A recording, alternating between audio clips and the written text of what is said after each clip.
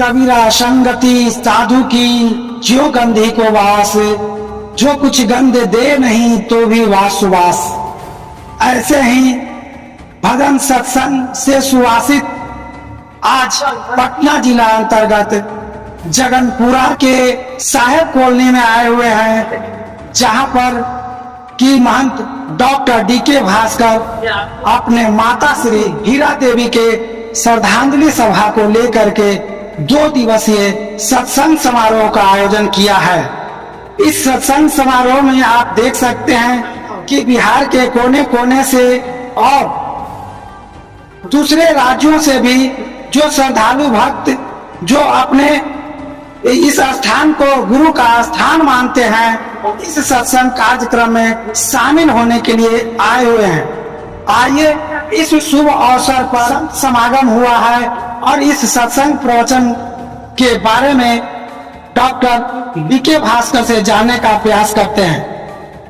आपने जो यहाँ पे आज सत्संग भजन और कीर्तन का आयोजन किया, इसके बारे में जो सत्संग भजन और जो हमने कीर्तन का आयोजन किया, इसका मुख्य उद्देश्य था अपने हमारे आचार्य गुरु देवेंद्र साहब जी के जीवन चरित्र के कीर्तन में उनके कृति के बारे में जानना। माता हीरा साहब जी ने जो अपने आदर्श जीवन इस संसार में व्यतीत किए, उनके जीवन को जानना और हम सबको अपने ऊपर उस जीवन में उतारना, समाज में उसे व्याप्त करना और समाज के लोगों को उसे बताना, यह मेरा मूल उद्देश्य है। और इसी के साथ मैं आम जनजीवन को यह जानकारी देना चाहता हूं कि श्राद्ध और श्रद्धांजलि क्या होता है। श्राद्ध का मतलब होता है विशेष श्रद्धा।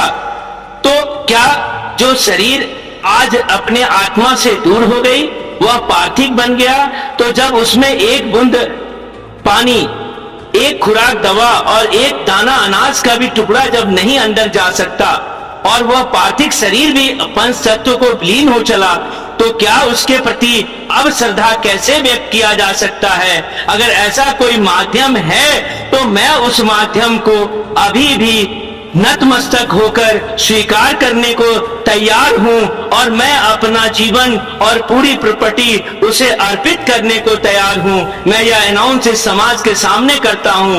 आज तक जो भी लोग इस मृत शरीर के नाम पर श्राद्ध करते हैं, वह झूठा और मिथ्या के सिवाय कुछ भी नहीं है। श्राद्ध जब भी हो सकता है तो जीते जिंदगी व्यक्ति का हो सकता है। जैसे किसी मृत व्यक्ति का जो करता है, उसका जो परिवार है, वह अपनी श्रद्धा पूरा करता है, दुनिया वालों को खिलाकर, दान पुण्य देकर, जग जोग करके, और उसके हित मित्र रिश्तेदार उस जग जुग में भाग लेकर अपनी श्रद्धा पूरी करते हैं। लेकिन जो मर गया उसकी श्रद्धा अब नहीं पूरी हो सकती, क्योंकि वह जीवन में ही अपनी श्रद्धा का लेन और देन कर सकता है। इसलिए अभी तक जो परंपरा चलती आ रही है जबरदस्ती मानने की, उसे मानना नहीं है, उसे जानना है। जब तक सत्य को हम जानेंगे नहीं, जब तक सत्य तक हम पहचानेंगे नहीं, तब तक हमें वास्तविकता का ज्ञान नहीं होगा। इसलिए श्रद्धांजलि भी हम मरने वाले की जो व्यक्त करते हैं, वह भी एक झूठ का माध्यम है। जब मरने वाले को सारे धर्म ग्रंथ, हर धर्म कहता है, चाहे हिंदू, मुस्लिम, सिख, ईसाई, बौद्धी, जैनी, सारे लोग का यही मानना है कि अपने कर्म के अनुसार इंसान फल पाता है। तो आप बताएं कि वह चला गया, अब वह न शरीर है, न आत्मा है, न रूप है, न कर्म का माध्यम है, तो अब बताएं कि उसके कर्म में परिवर्तन किसकी हैसियत है जो लाएगा।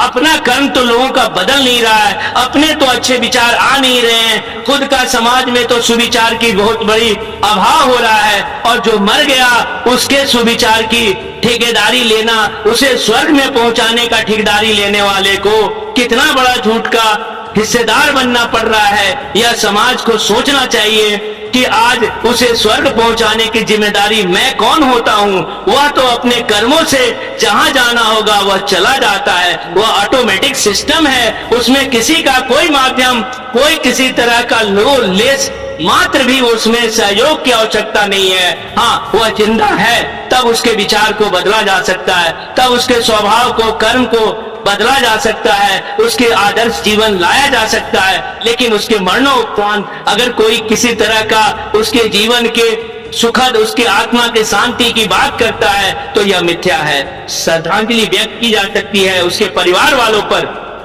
उसके बाल बच्चों पर, उसके आश्रित लोगों पर जिसकी स्थितियां खराब है, जिसके साथ बहुत कुछ उसके जाने के बाद परेशानी आ सकती है। उसकी परेशानियों को तन मन धन से दूर किया जा सकता है, उसे सहयोग दिया जा सकता है, उसे एक नई दिशा दिया जा सकती है, उसे अपने परेशानियों से दूर किया जा सकता है, लेकिन कभी भी मृत आत्मा का नहीं। मैं डॉक्टर धर्मवीर कुमार भास्कर, पूर्व प्रत्याशी, पटना लोकसभा, पटना साहिब। और नेपाल के बॉर्डर से चल करके महंत परमानंद दास जी आए हुए हैं, आप इस संबंध में क्या कहना चाहेंगे? इस संबंध में श्राद्ध कार्यक्रम के अवसर पर हम लोग आए हुए हैं और इसका जो है सो वास्तविकता श्रद्धायुक्ता श्राद्ध, तो श्रद्धा तो हम मानव जिंदे जी को करना है और जितने जिंदे जी को हम भोजन देते हैं, वस्त्र देते हैं और एक नई दिशा देते हैं, यही मेरा सबसे बड़ा श्रद्धा है। और श्रद्धायुक्ता श्राद्ध है, यानी श्रद्धा तो हम प्रकट करें, किसके से प्रकट करेंगे? जिंदे जी के सामने प्रकट करेंगे, क्योंकि जीव अविनाशी है, इसका नाश नहीं होता। गीता के आधार पर कहा जाता है कि न जायते न मिलते वकदाची ननन भूत्वा पवित्वा वान भुए अजो नित्यं सातो पुराणते हनुमाने शरीरे। इसने भी कहा था कि अर्जुन, आत्मा का श्राद्ध क्या होगा? आत्मा तो अपने किए हुए कर्मों के अनुसार है, यानी जो है सो दूसरे जोनी में जाता है और जैसे पुराने वस्त्र को छोड़कर नए वस्त्र को धारण कर लेता है। जैसे कहा गया कि वासांसी जीर्णानी जथा विहाय नावानी गृहाति नरो प्राणी तथा शरीरानी विहाय जीर्णानी आदि संज्ञाति नवानी देही, कि ये अर्जुन पुराने वस्त्र को छोड़कर नए वस्त्र को धारण कर लेता है और यह आत्मा जो अपने किए हुए कर्मों का जो है सो भोग भोगता है, क्योंकि भोग भोग भोग जनी भूल जोग जुगती तन साध हो। सदगुरु कबीर ने भी कहा था कि आत्मा जैसा कर्म करता है वैसा भोग प्राप्त भोगता है। हम मानव जो है सो भूल भुलैया में फंस जाते हैं, सोचते हैं कि हम अपने पिताजी को टीवी देंगे, यानी जो है सो साइकिल देंगे, स्कूटर देंगे, या जो है सो खटिया पटिया डिबिया तो सब तकिया रुमाल सारी चीज को दान करेंगे तो हमारे माता पिता को मिल जाएगा। लेकिन यह मिथ्या बात है कि हमारे माता पिता को मिलेगा। मिलता उस प्राणी को है जो जिंदे जी होता है, जो शरीर में जीव रहता है। उसके ऊपर हम अगर टीवी दे, साइकिल दे, घोड़ा दे, हाथी दे, पलंग दे, अगर दान करते हैं तो उस प्राणी को मिलता है, इसलिए कि हम अपने श्रद्धा व्यक्त किया उस जिंदे जी आदमी के साथ में। लेकिन हम मानव, एक मनुष्य जब देह को बिछड़, जिसका मिलन होता है उसका विछड़न होता है। इस जीव का मिलन इस शरीर से हुआ है, लेकिन इस शरीर से जब मिलन से जब विछड़न हो गया तो हम सोचते हैं कि यह शरीर भोगे या कौन शरीर भोगता।